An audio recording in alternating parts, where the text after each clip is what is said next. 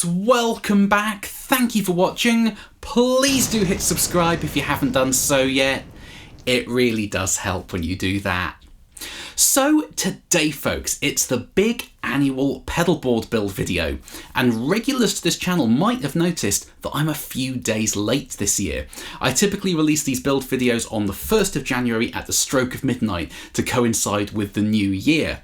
But this December, or last December, I barely had a day to myself. It was just completely frantic, and building the board and then filming and editing this video takes days or if not weeks out of my schedule, and I just didn't have the time. Which led one person over on TheGearPage to describe my lack of video as the worst thing that's happened to them this year. So even though the year's only a few days old, fingers crossed it wasn't too catastrophic, me being a few days late with this. Anyway, this board nearly didn't exist. And the reason for that is, in recent years I've run into a couple of stumbling blocks with the boards that I've built. The first and slightly embarrassing reason is I haven't tended to use them very much. I put a huge amount of thought and time and effort into building these things, and then I tend to just plug straight into the amplifier. So it hasn't actually been used when I've actually built the thing up. But the second thing is, building the board is a massive headache because I use the same physical board every year, and every time I do a build I try and push the envelope a little bit more to make the all analog pedalboard concept just that little bit more extreme. And of course you always get to a point where you can't do any more. And what I found was I kind of became a slave to my own creation in a way, that just trying to cram as much on the board as possible and keep it functional and keep it powered, it took so long and so much troubleshooting to actually get the thing together. So I was running short on time, and to be honest, I spent most of the year telling my partner that I wasn't actually going to do the board this year. And eventually, one rainy December morning, I sent her a photo of an empty pedalboard with a few pedals on it. And she was saying, well, I thought you weren't going to do it. I was like, I wasn't. I was like, well, why are you? She's like, because I'm an idiot. I couldn't help myself but build a board up. But there is a good reason for that, which is this year I want to do a lot more studio recording. I've got a big project in mind, and I needed a board of all the sounds that I would typically use in the studio beyond just plugging straight into the amp. So I wanted to build up a board that was more simple to build, and everything isn't just crammed into within an inch of its life. I can take pedals off and put different pedals on, because when I do studio recordings I tend to use vintage pedals a lot of the time, modulations especially. So if I want to use my old 1974 Phase 90, I can just pop a pedal off the board, plug the Phase 90 in, nothing gets scratched because it's not locked in place, it's got proper power requirements, all of that. So I wanted to spread everything out a little bit, but refine it down to something that I would actually use when doing a lot of studio recording. And I also wanted to give myself the ultimate inspiration factor when using it, because that tends to be what I use a pedalboard for more than anything else. It's not necessarily having easy access to all the sounds, it's being able to toggle through a lot of different sounds very quickly to find a guitar part for a song that might work. If I've hit a bit of a dead end with it, I'll just stamp on a few pedals and play a few things and see what comes out, and invariably something happens that brings the song to life. So I want a board of just inspirational, money no object, ultimate studio gear. There's a trademark for you right there. So I wanted to get as many tube pedals on the board as I could, because I really like tube pedals, and if I'm ever going to use a gain stage, especially beyond just plugging into the amp and cranking it up, it tends to be a tube based pedal. I just find them really inspirational. I love how they sound and feel. But also just use my favourite gear on this board that I can then pop out and put something else in if I want that sound for a recording. So I suppose I better show you this thing really, because I've been rabbiting on about it for too long.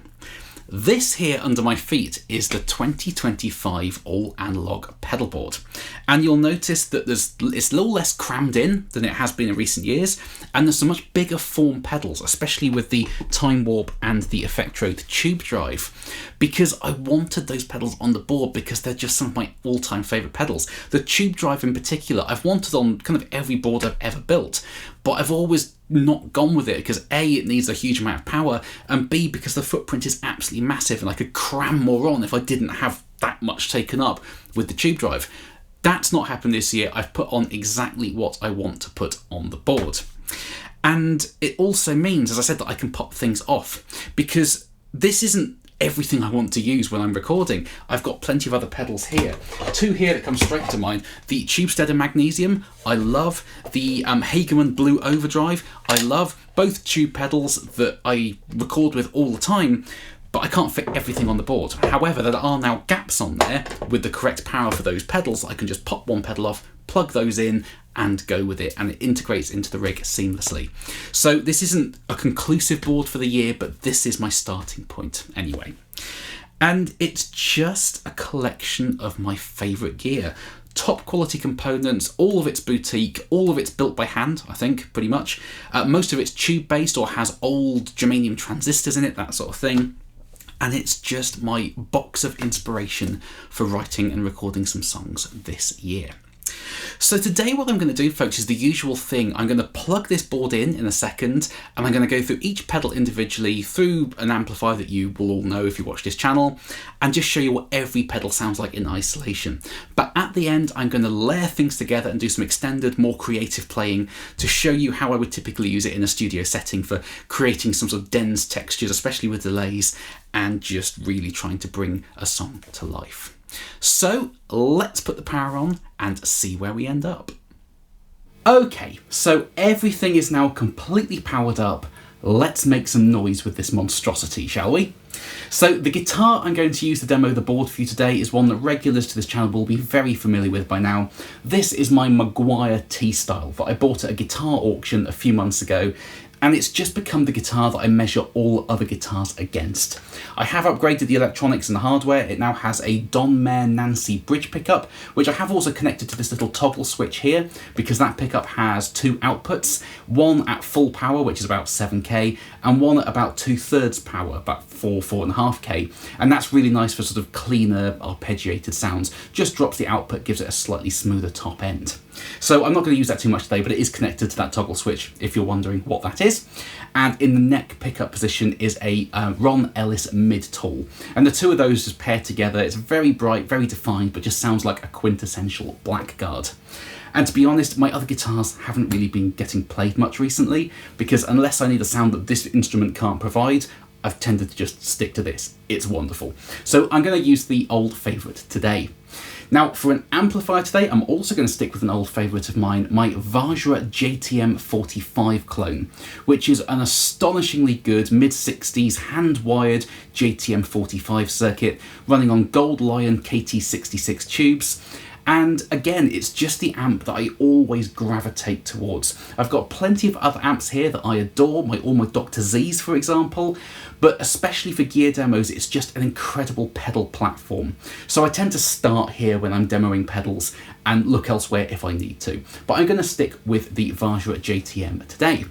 The speaker cabinet is a Zilla Studio Pro 2x12, and inside are my two favourite Alnico speakers I've ever plugged into.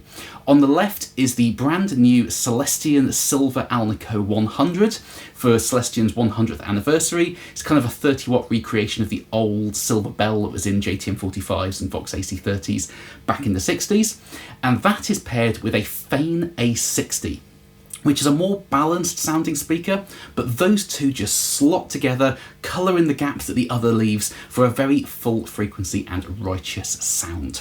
So this whole rig is just my happy place when it comes to demoing gear.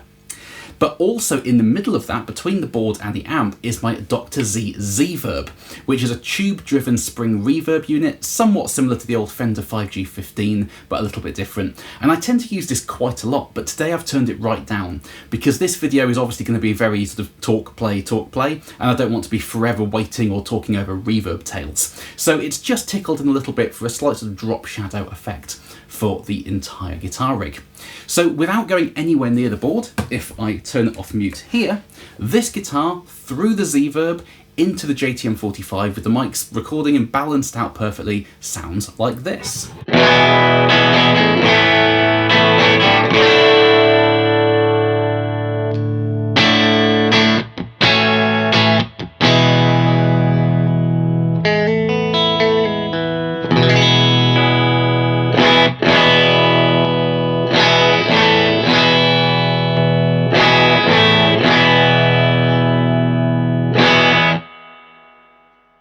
So the amp is right at the limit of its headroom. It's crazy loud here in the room, but it's not really breaking up on its own. And you heard that little toggle switch at the end there, knocking the Nancy bridge pickup down to 2/3 of its power. Just kind of gives you a slightly kind of more shimmery top end and a bit less oomph to everything. But I really like that, and I really missed having that on the guitar, so that's where the toggle switch has come from. Now, moving on to this ridiculous pedal board. This will be very familiar for people that have watched my previous builds, but just in case you haven't, the guitar comes in over here to the gig rig patch bay, and the first thing it hits is the Audio Kitchen Small Trees, which is a tube-based clean boost derived from, I think it's the Big Trees, which would make sense from the name, and it's kind of the sort of one knob clean boost side of that pedal. I think it's an amplifier and a pedal actually, but this is my always on pedal because I like bright defined guitar sounds, and in a rig of this size with cable runs going off to the amp, you do tend to lose some top end just by running through it all because of the capacitance in the cables and the switches and things. So having this always on buffers the sound, drops the impedance right down, and it retains the top end. It doesn't add top end as such, it just stops top end getting lost further down the line. It's not really boosting the level too much, but it just buffers the whole rig in a very characterful way. And this only ever gets turned off if I'm using pedals with germanium transistors in, which I'll show you very shortly. But if I now just toggle between this on and off, you'll see the buffering effect that it actually has on the sound. It's fairly subtle, but just listen to the top end and how much gets lost when you turn the pedal off.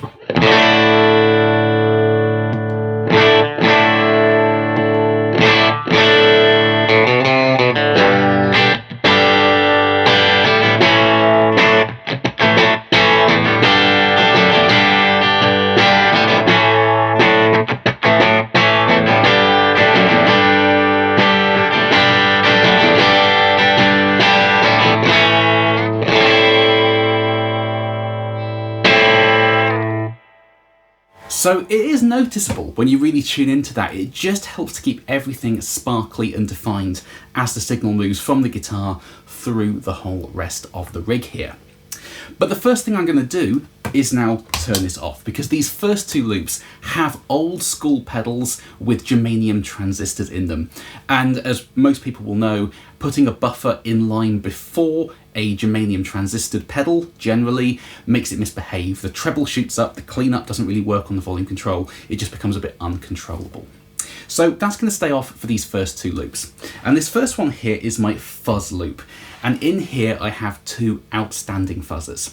The first is this one here, the Williams Audio Mark I Tone Bender. And this is definitely my favourite fuzz I've ever played. It's wild, it's raspy, it's difficult to control. You really have to use the guitar's volume control to hold on to this thing, but it just has that classic old school fuzz sound. And again, much like the guitar and the amp, this is the fuzz I use unless I need a different sound. This is just my go-to.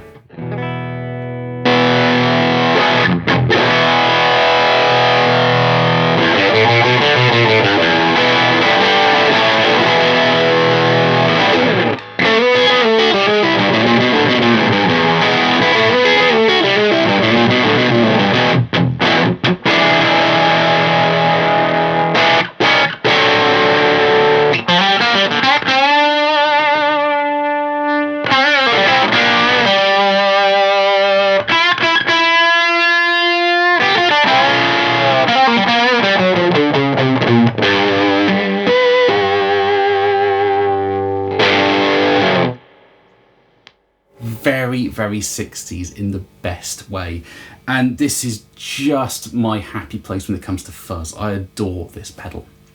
But also in this loop is another pedal I love, and it's a little way away, it's up the top here, the old Analog.Man MKT Red Dot Sunface.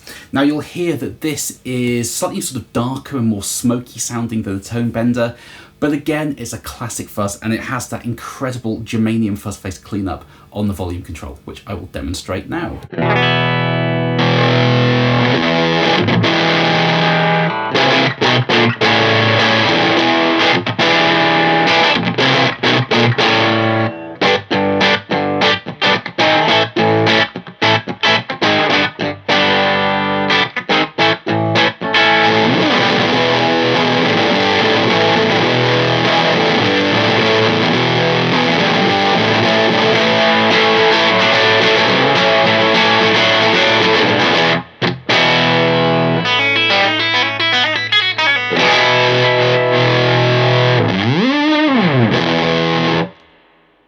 such a cool sounding fuzz.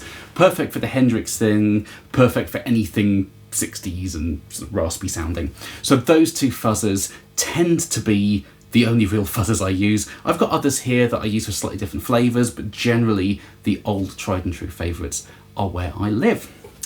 Now this second loop here is the treble booster and power driver loop. And I've got two Williams audio pedals in here, which again work as magnificent boosters. The first here is the power driver, and this is Nick's take on the old Colorsound power boost overdriver circuit with a master volume so it doesn't destroy anything, because those original pedals were just so ridiculously loud you couldn't really make them gain up on their own without destroying the front end of your amplifier. With a master volume you can. And I've got this running at 18 volts. It just kind of adds a bit more headroom to everything and just sounds a bit more dynamic to my ears.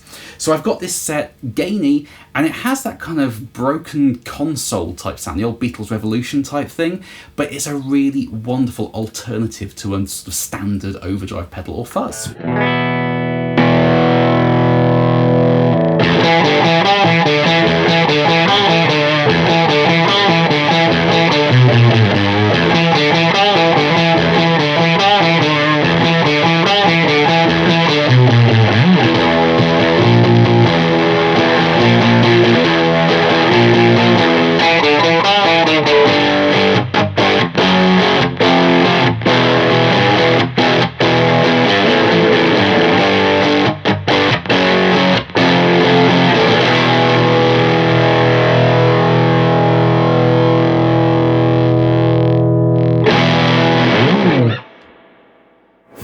Very raspy and saggy in the best possible way. A classic sound, and I've had this pedal for years. I don't know if it's ever been on a board, but I just plugged into it when I was trying different pedals out and just fell back in love with this thing. It's absolutely killer.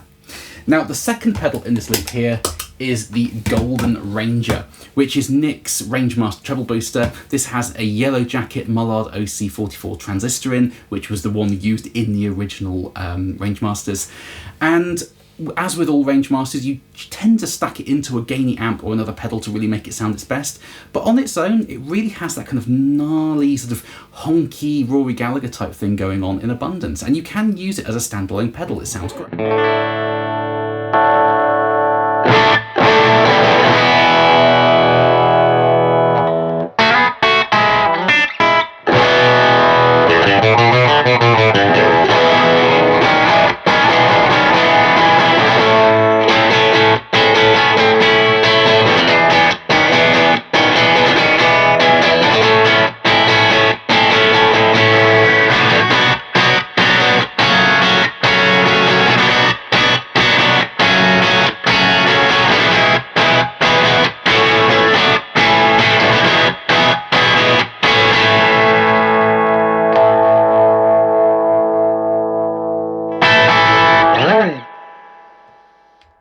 So when I demo the full board and stack things together later, I'll run that into another gain stage, which tends to be how you use a Rangemaster. But on its own, it still sounds lovely.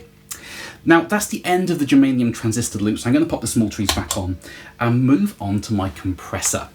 And this is, again, my favourite compressor pedal I've ever used. This is the Effectrode PC2A compressor. Now this is a tube-based compressor, it's very warm sounding, and it's very kind of obvious when you hit it hard, and it kind of really slams the signal, which can be really nice. But for me, I tend to prefer parallel compression, both playing guitar and in Pro Tools when I'm mixing. I really like parallel compression because you get all the sort of warmth and squish of the compressor, but with the transients still there, because then you get the kind of dynamic response, but with all the lovely stuff that comes from a compressor.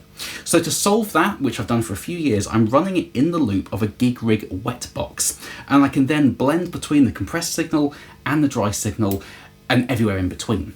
So I set my compressor so that when I hit the guitar hard, you can't really hear it's doing anything, but then when you go to a sort of quieter picking thing, you can hear it boosting up the lows. So I'll toggle it on and off, you can hear the effect the compressor has.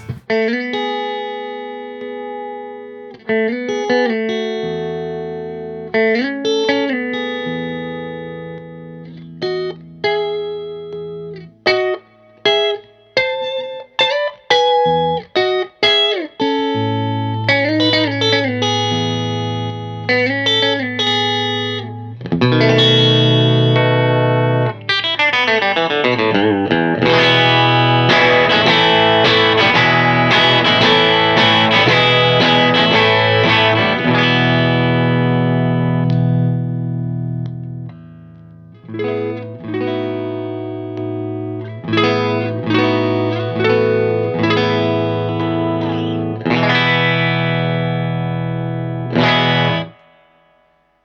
hitting those big chords, it's fairly inaudible. You can't really tell that there's a compressor on, but doing some of the quieter finger-picking stuff, it really makes a note pop and sustain. So that's how I like compression to work for me.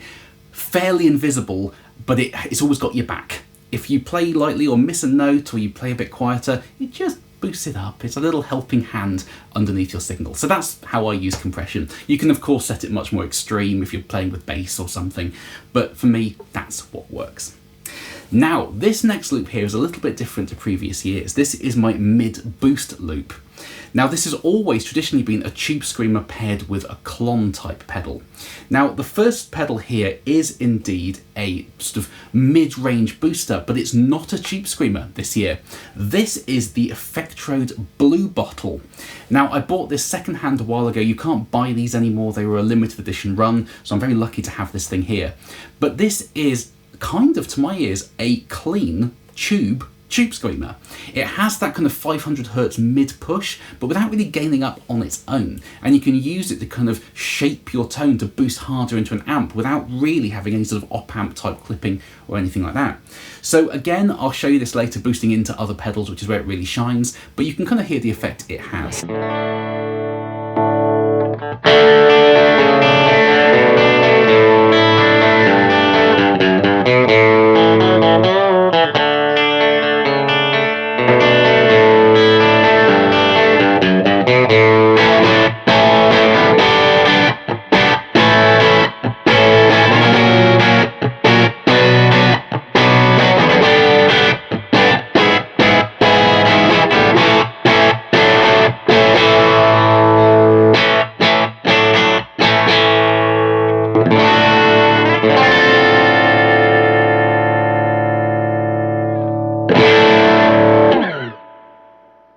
So it does the tube screamer thing, but without gaining up on its own. You get more distortion from the amp in the right frequency bands without the pedal actually creating any gain on its own. And like, this is just a magic pedal. I love recording with this. It thickens things out in a very, very beautiful way.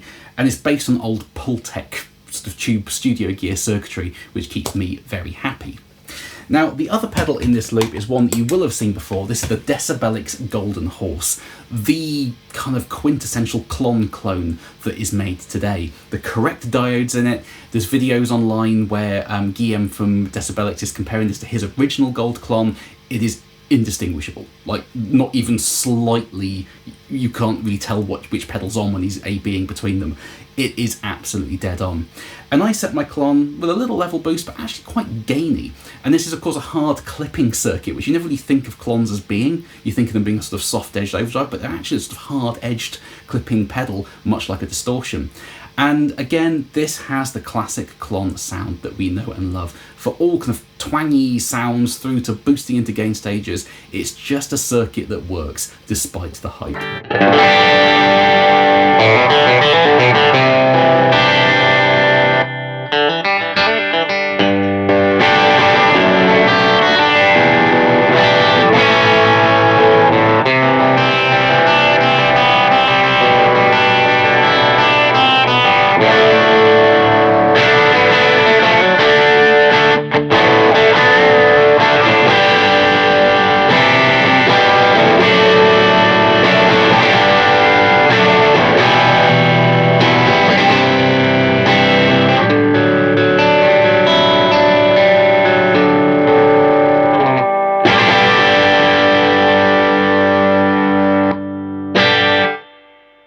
Just a righteous circuit, that, isn't it? And especially gainy with a level boost, it just does a very beautiful thing that comes into its own when recording. It really makes a solo just pop out of the speaker in the best possible way.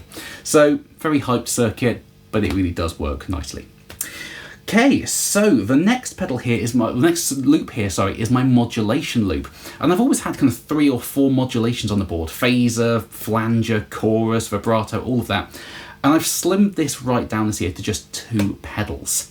Because, as I said in the intro to this video, I want to record a lot more with this board this year, and I tend to swap the vintage pedals in when I'm recording to use the OGs. So having the board more spaced out and having spaces where I can just unplug these modulation pedals and drop some classics in and record with those really works. So I didn't want to kind of stuff the board out with new production modulation pedals because I don't tend to record with them very much.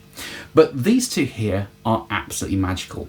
And the first is a fairly new pedal to my arsenal. This is the PastFX Curt's Cologne, which I'm yet to actually shoot a standalone demo video with, but this is of course based on the old small clone chorus, made popular by many people, especially Kurt Cobain.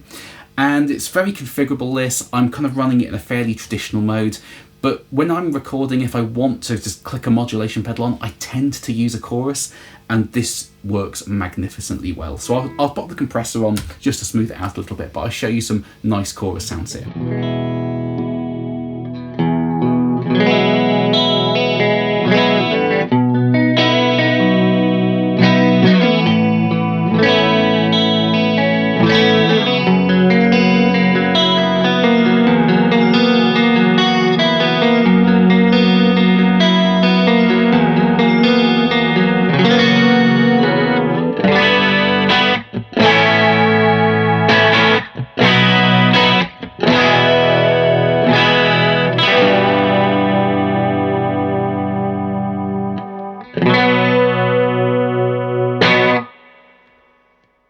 It does the classic 80s chorus thing beautifully. Now the other pedal I've got paired with here is the Bigfoot F.X Magnavibe. I'm going to pop the compressor back on, shouldn't have turned that off. And this is a Magnatone style vibrato pedal. And I love M style vibrato, but every other pedal I've tried has some sort of preamp circuit in there that colours the sound in a way that not necessarily I don't like, but I don't always want. And when you can't turn it off, it gets annoying. This one doesn't have a preamp in it, it just does a Magnatone vibrato. Now it is a little bit finicky in terms of how you power this, because every power supply I've tried with it is noisy. The only one I found that isn't is the running on the gig rig system with a virtual battery. It seems to like battery power and nothing else, so to solve that I'm using a virtual battery, but it's worth that extra effort because it is just a killer sounding pedal.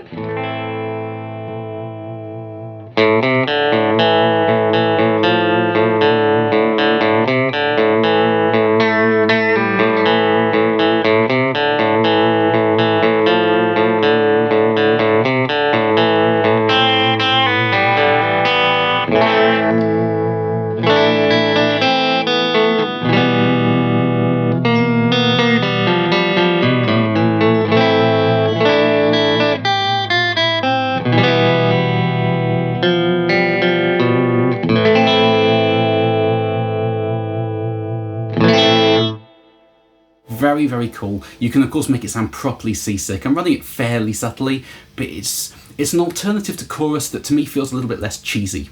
And especially when you're double tracking guitars, you can kind of create a sort of fake stereo chorus by recording one without that pedal and panning it left, the other with that pedal and panning it right, and you kind of get a big stereo chorus effect. So it's really nice to have a dedicated vibrato on the board. Again, it's something I use a lot when I'm recording.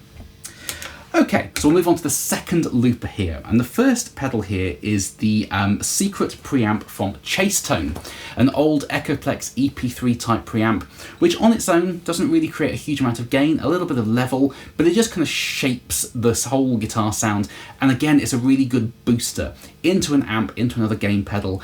It's something that if you just want a little bit more without really colouring the sound too much, this is your pedal. But on its own, I'll show you what it does. It's a slight level boost. I've got it set in the bright mode, so it has a little bit of kind of glistening top end on the thing.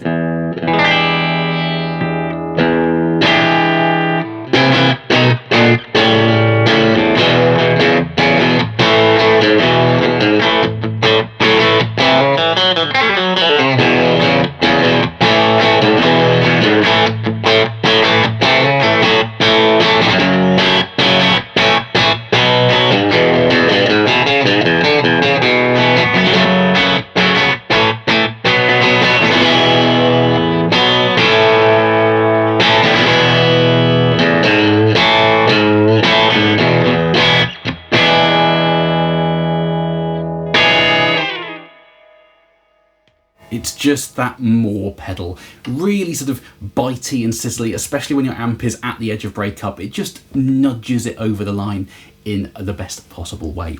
So again, an invaluable recording tool for me. And that leads us onto an onslaught of tube, boost and overdrive pedals. And as I was saying in the intro, I love tube pedals, especially when recording. They're just really doing it for me at the moment. And these 4 pedals here make the whole power fiasco very worthwhile. So the first one here is probably my favourite overdrive pedal. People always ask on forums, your desert overdrive, desert island overdrive. This is mine, the Kingsley Page. And it's just a low gain OD, which has various sort of options. I have the lows and the highs on, but with the sort of the tone control, which is a low pass filter turned down just to shave off some razor highs. And it just works. It's very simple in its feature set. It has its kind of one sound that you can move around, but it just works all the time.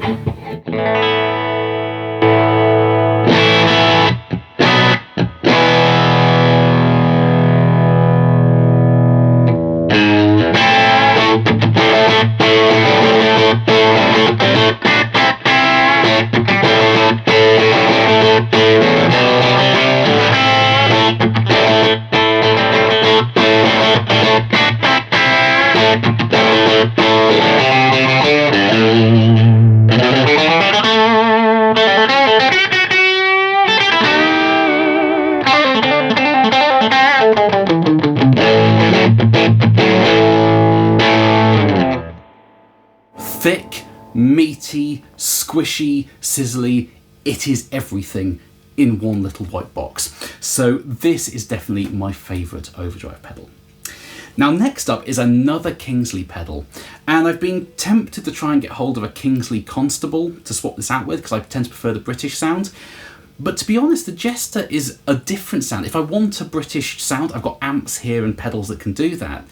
But the Jester is kind of that more sort of smooth, slightly American, kind of like Steve Vai type sound. So this tends to be my lead pedal when I want a nice sort of smooth lead to kind of sit on top of a nice sort of shimmery bedrock of clean guitars.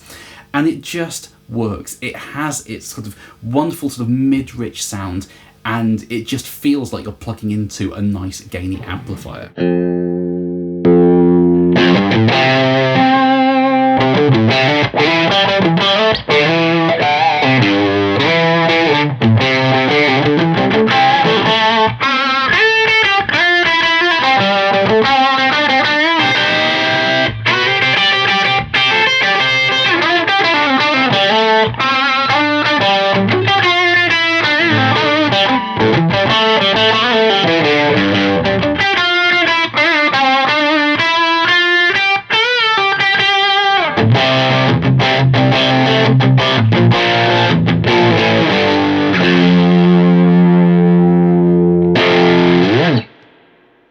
So I think there were more wrong notes than right notes in that little passage, but you can hear what the pedal does. It's smooth but cutting, and it just offers a very nice alternative to lots of the British voice stuff I have in this route.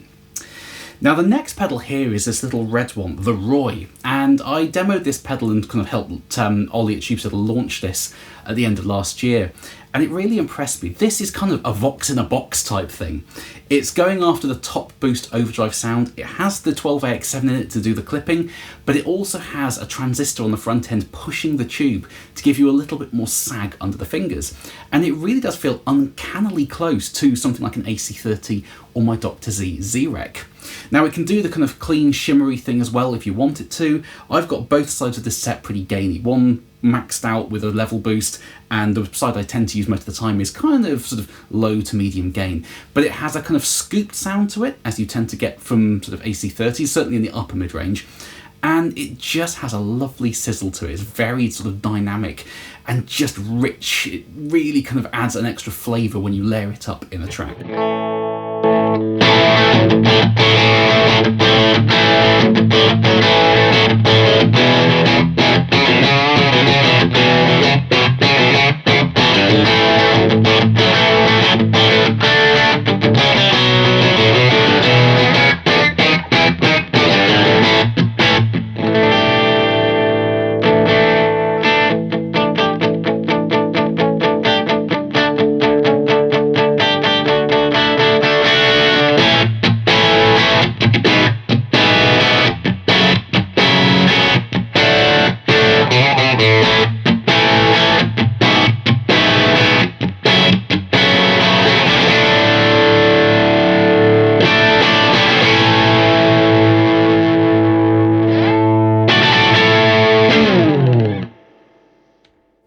sounds like a Vox, even through a Marshall type amp.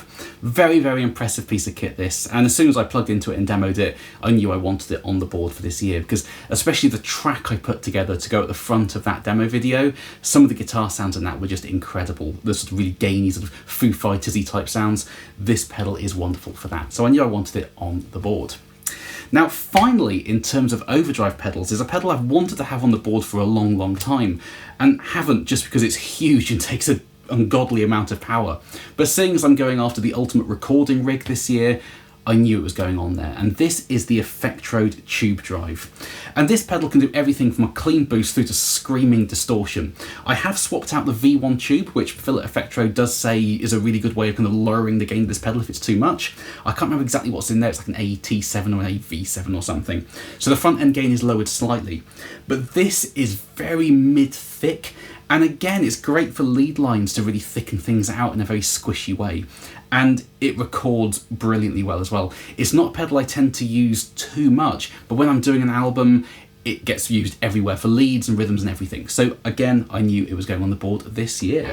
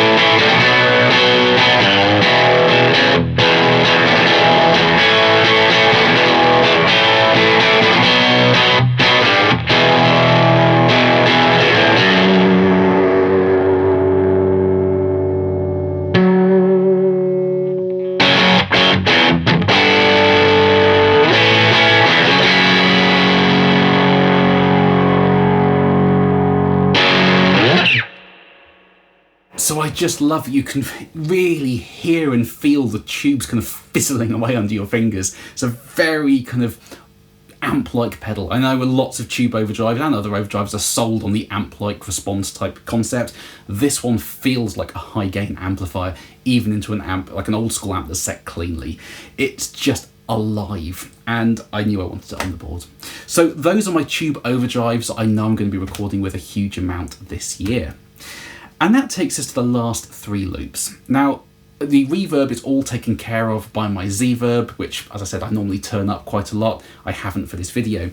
So I've got two delays on the board here, and these are, again, my two favourite delays I've ever played, and I record with them all the time. One is solid state, and one is tube-based. So the first pedal here is the solid state one. This is the ADG-1 from, who is it? Asheville Music Tools, I always forget that. And this is very configurable. You can set it up in a whole host of different ways. I kind of have it doing the sort of edge dotted 8 type thing,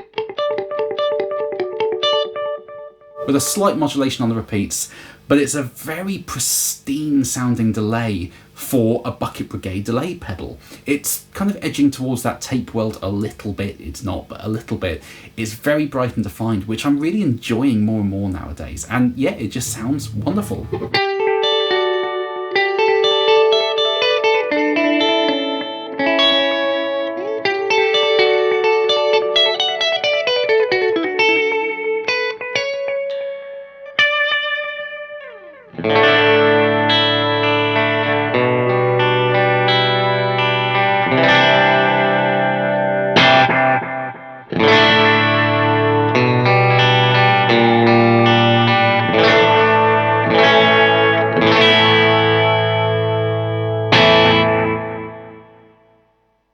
So it does the kind of sit behind a solo thing, but it's bright enough, and you can darken the repeats as well. It has a tone controller on it.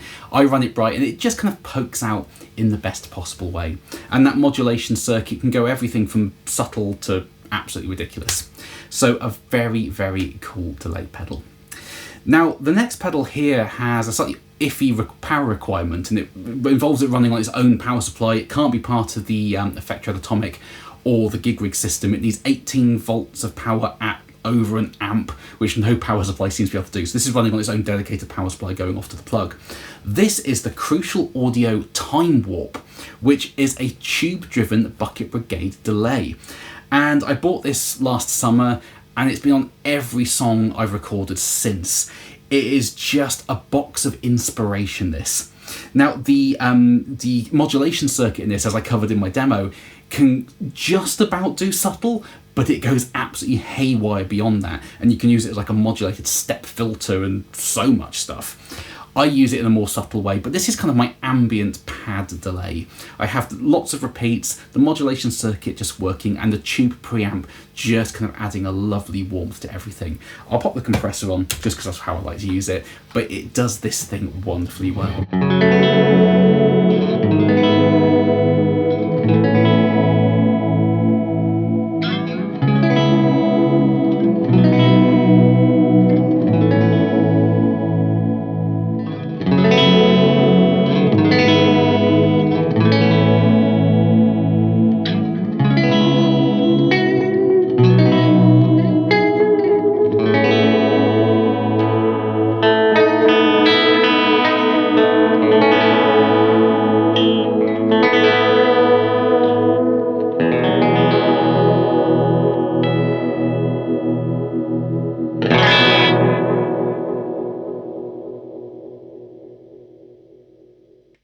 Such a cool sounding pedal, that. And you can stack the two together, which I'll show you in the main bulk of the sort of playing coming up shortly. But that's one of my go-to delays now. It is just inspirational. Every time I plug it into it, something interesting comes out of my fingers. It's astonishing. And last but not least is my tremolo pedal. Now, trem isn't an effect I use too much, but this is one of my favourites I've ever found, and it's sat on the shelf for a few years in favour of smaller pedals, but seeing as I'm going for the ultimate rig, it's gone back on the board. This is the Colorsound Tremolo, and you might notice this one has an extra knob and a switch on it, and that's because I butchered this pedal and built a boost circuit into it, because tremolo, even if it doesn't drop your level, it can kind of, it gives you a perceived level drop because half your signal's being scythed away. So you generally want some sort of level control or gain stage to boost it up so that it kind of feels equivalent at least. And this pedal didn't have one. I loved the trem, but I was just kind of lacking a bit of oomph from it. So I built in, I think it's a T-Rex Karma boost. I literally just bought the pedal, took the circuit board out, bolted it in and drilled some holes, wired it all together. And now it is just a wonderful, I think, sort of Vox style trem, and it's all the trem I ever need.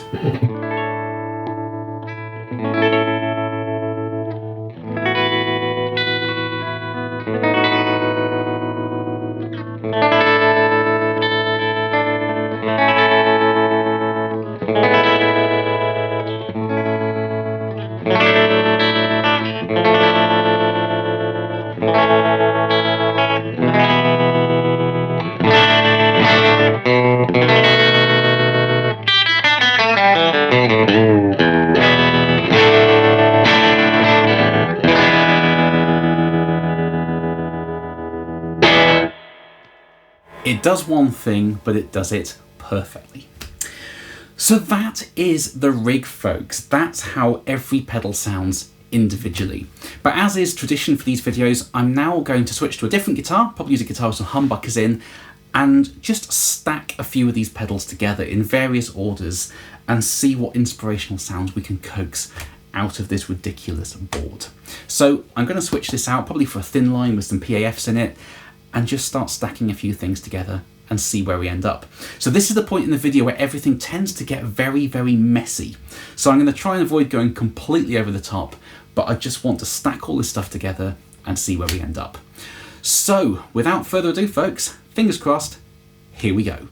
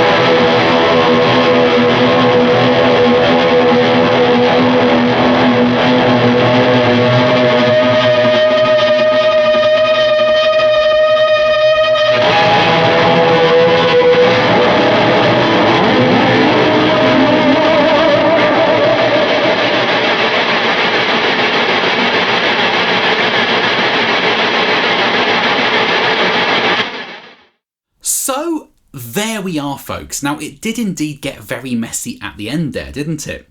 But it's one thing I love about using analog pedals with no conversion is with pretty much everything on the board turned on at once there, you could still hear what I was playing. Yes, it was big and mushy and messy, and you'd never really use that sound for anything, but it still had definition and fidelity. You could hear the notes I was playing over all of that. And that's what I love analog pedals for. You could just stack them and stack them and stack them and stack them and create these big ambient soundscapes that are still fairly usable within their range. But those are just my thoughts, folks. I've of course built this board up to serve me this year and everything I want to do with it. But I love getting your thoughts and opinions in the comments underneath. So please do let me know all of your thoughts on what you heard today, the pedals I've chosen, did you like the guitars and the amp that I used, all of that sort of stuff. I really do like getting your thoughts and opinions on everything I put out on this channel. And please do check out the new website as well. As I said in the intro, there's loads of free music on there. You can find out all about me and everything I do with this YouTube channel and how I engage with manufacturers, all of that sort of stuff. So please do stress test that for me. If there's any mistakes you find or layout problems, let me know. And yeah, I just really appreciate all of your thoughts and input on that too. So thank you ever so much for watching, folks. I'm sorry this video was a few days late, but a very belated Happy New Year to you all. Please do carry on subscribing. I know I always say it, but it makes a big difference when you hit that subscribe button. And I will see you in another video very, very soon. Bye-bye.